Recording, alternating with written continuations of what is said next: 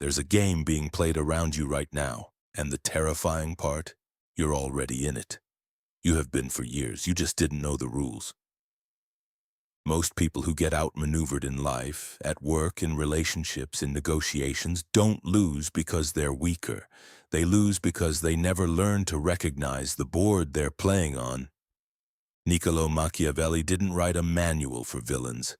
He wrote an autopsy of power, of how humans actually behave when something important is at stake. And 5 centuries later, every manipulation tactic he described is still running, still working. On you, on people you love, on people who smile at you every day. What you're about to see isn't a list of tricks.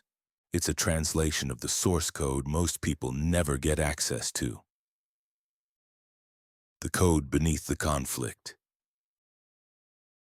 Here's the thing about dirty players. They don't announce themselves.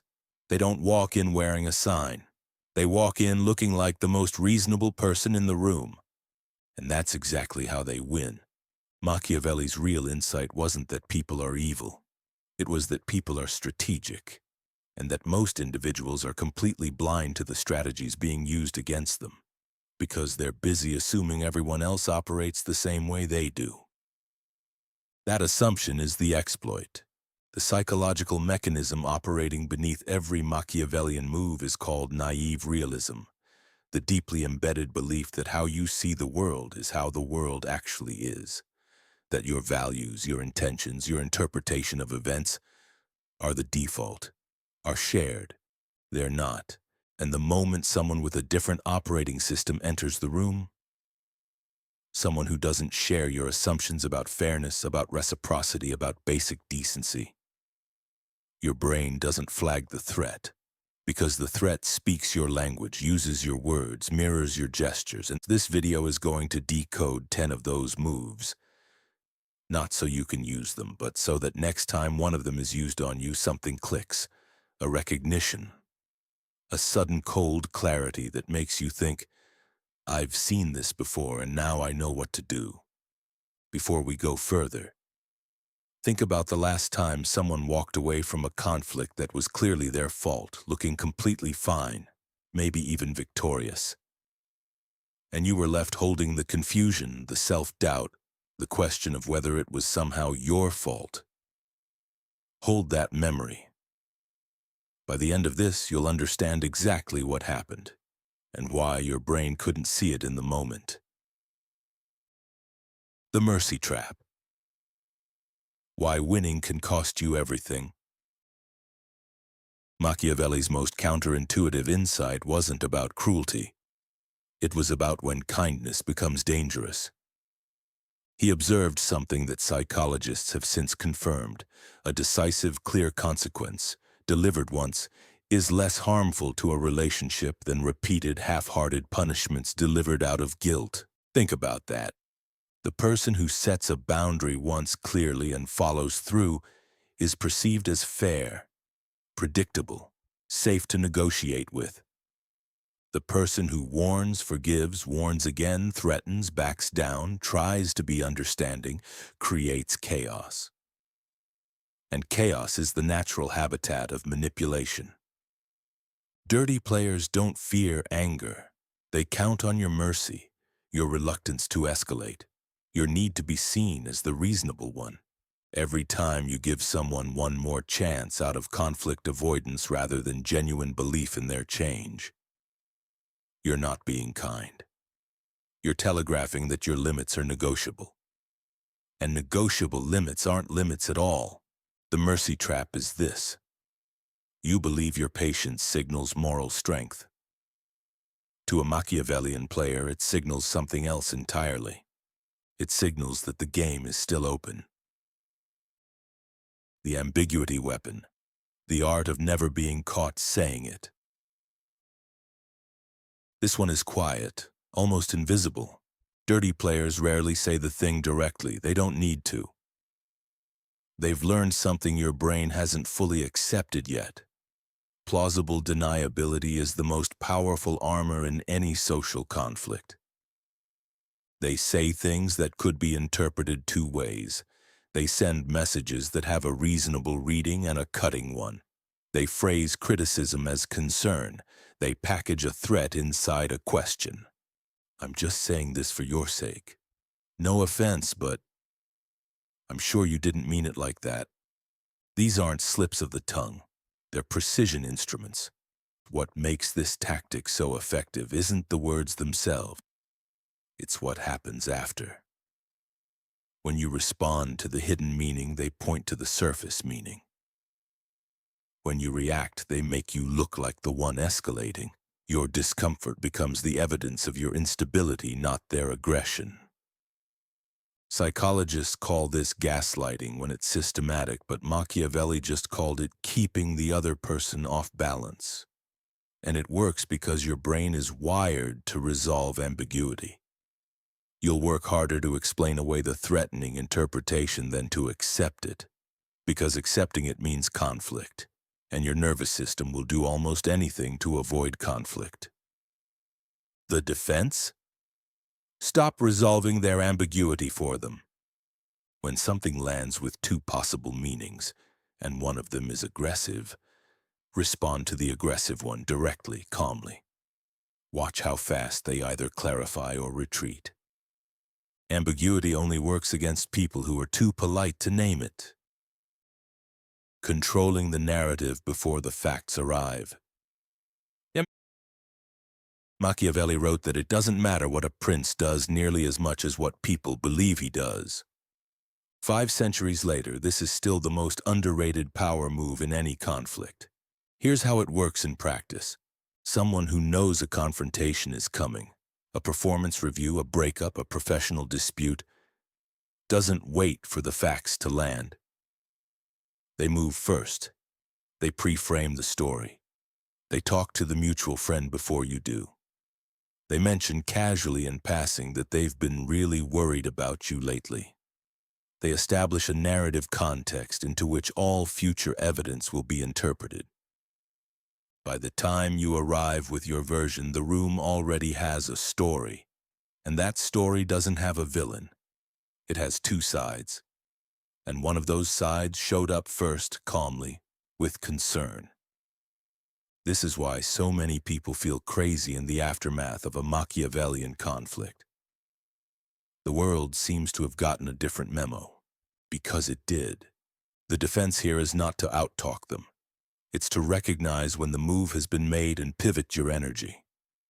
Instead of trying to correct the narrative, which keeps you playing on their board, you build a separate reality with your own people. You stop fighting for territory in their story and start building your own. You can't win a narrative war on their terrain, but you can refuse to play it. The favor economy. How gratitude becomes a leash. This is where it gets personal, because this one doesn't feel like manipulation. It feels like generosity. Machiavelli understood the mechanism of reciprocity long before social psychologist Robert Cialdini named it. He understood that a favor is never free, not because people are cynical, but because the human brain is wired to keep score, automatically, unconsciously. When someone does something for you, especially something unsolicited, something large, something public, your brain registers a debt. And that debt creates a subtle, continuous discomfort until it's repaid. Skilled manipulators use this deliberately. They give first, big. They establish themselves as generous, helpful, indispensable. And then they wait. Because eventually they'll ask for something that makes you slightly uncomfortable, something that isn't quite aligned with your values or your interests. But the debt is there. You can feel it. And the path of least resistance is to pay it. After everything I've done for you. Sometimes that line is never spoken out loud. It doesn't need to be. Your own brain says it for them. The moment you understand that generosity can be a strategy, not always, not even usually, but sometimes, you can start tracking a different question. What does this person's giving cost them? What does it position them to ask for? Gratitude should be felt toward people whose giving serves no angle. If you can't tell the difference yet, pay attention. Machiavelli could.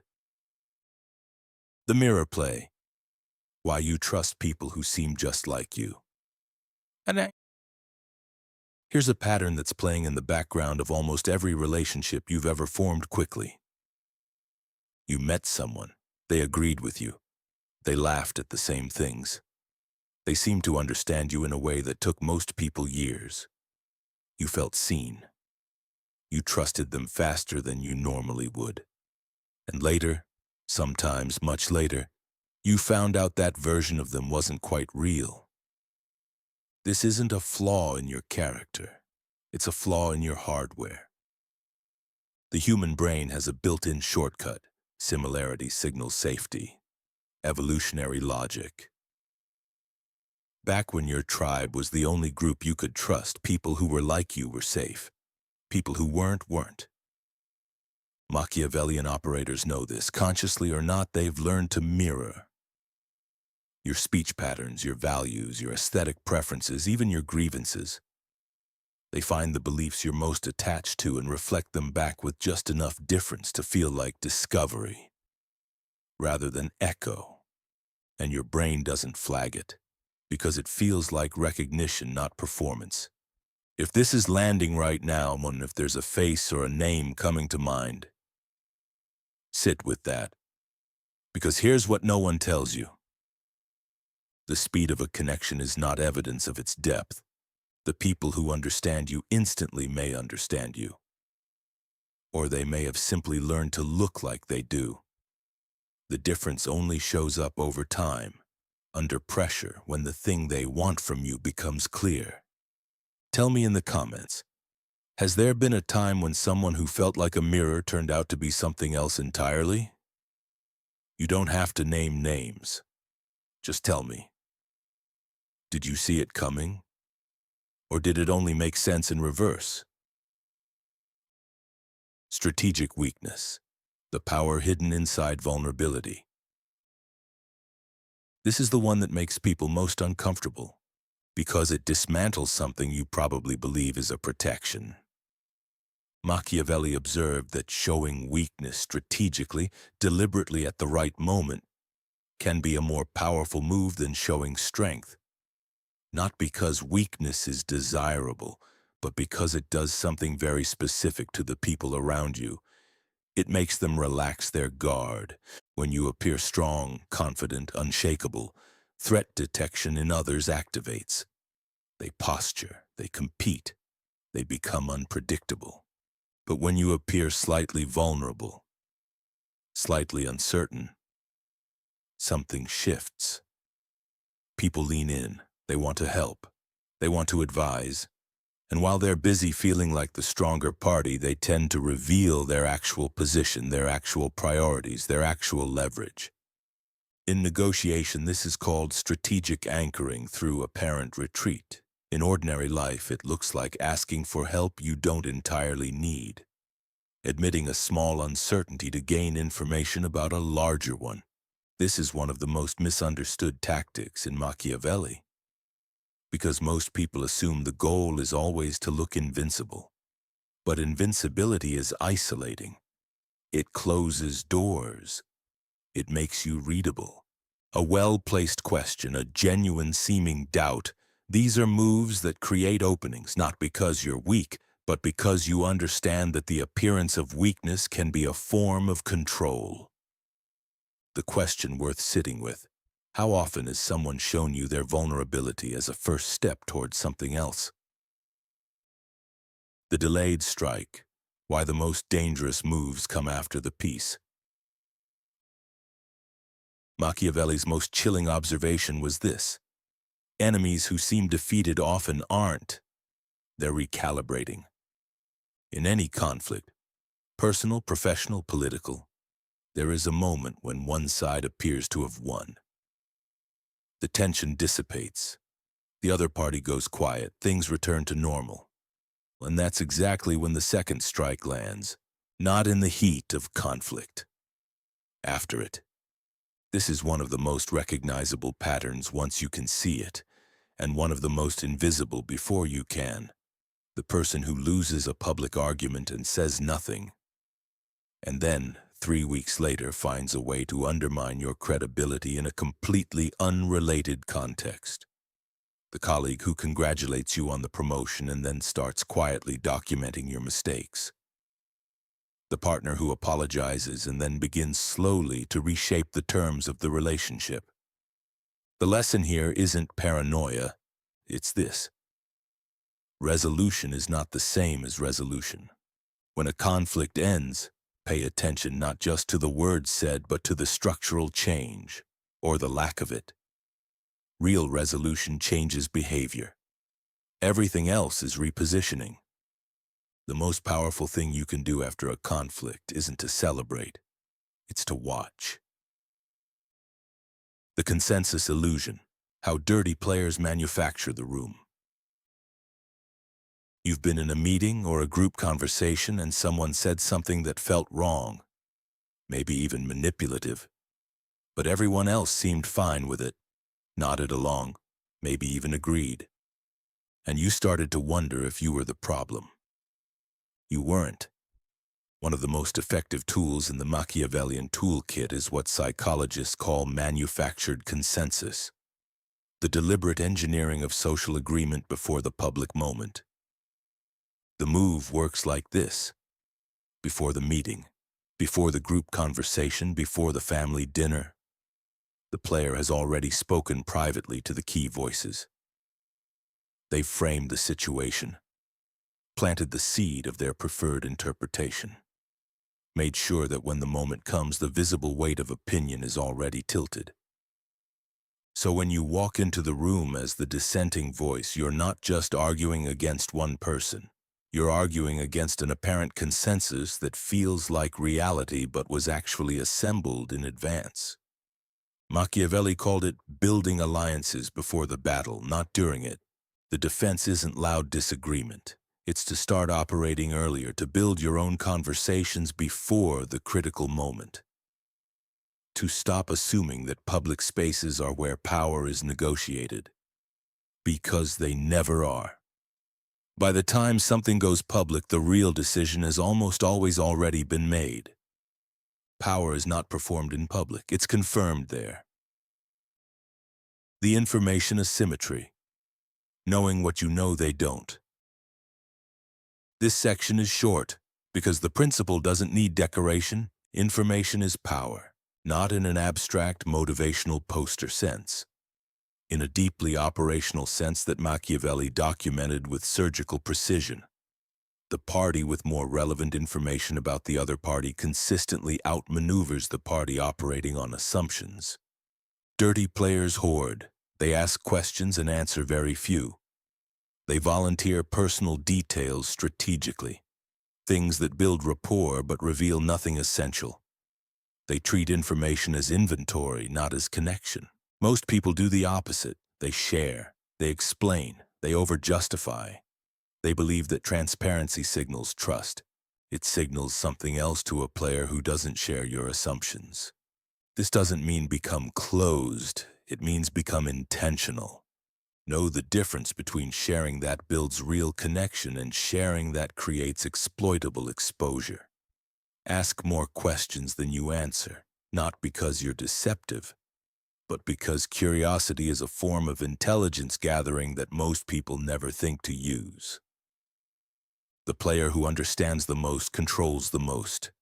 That principle hasn't changed in 5 centuries. The final code. Why understanding them doesn't make you one of them. And here is where the real discomfort arrives, because there's a version of you that right now is slightly uneasy. Not because this content feels wrong, but because it feels right. And that recognition, the recognition that these patterns are familiar, that you've seen them, maybe even used some of them without fully knowing, is exactly where most people close the video and walk away. Don't. Machiavelli's most radical insight wasn't a tactic, it was a diagnosis. He looked at the human animal, the full human animal, not the idealized version, and wrote about it without flinching. And the dangerous reading of that, the version that creates manipulative people, is to see it as permission. But the more accurate reading is this: the person who understands these mechanisms and chooses not to use them harmfully is not the naive idealist who never learned them. There's something rarer. There's someone who understands the game completely and can still choose who they want to be inside it. Psychologists call this moral agency with full information. It's fundamentally different from moral behavior born of ignorance.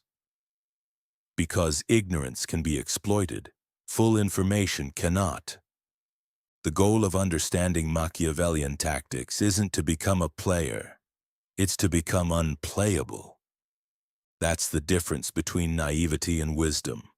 One of them thinks the game isn't happening. The other one sees every move's hana and decides with clarity what they want to do next. Closing. Machiavelli was not a monster. He was a witness. He saw humans the way they actually are, not the way they wish they were. And he wrote it down, and every generation since has been afraid of that mirror, afraid of what it shows. But here's what it actually shows. If you look without flinching, you live in a world where not everyone is playing by the rules you believe in, where some people read your kindness as leverage, where your assumptions about fairness are someone else's tactical opening. And knowing that doesn't have to make you cold. It can make you clear. Clarity is not cynicism. Clarity is seeing the board, all of it, and still choosing to move with integrity. That's the code behind the code. The deeper layer Machiavelli was pointing toward, not a manual for manipulation, but a map of reality, a map most people are never handed. You have it now. The question isn't what you'll do with it. The question is whether you'll have the courage to actually look. If you're still watching this, and you know what you are now, a person who doesn't look away from uncomfortable truths, then you already know that there's more beneath the surface of every interaction, every relationship, every system you're inside of. Psycode exists for exactly that, the next layer down, for the people who aren't finished yet.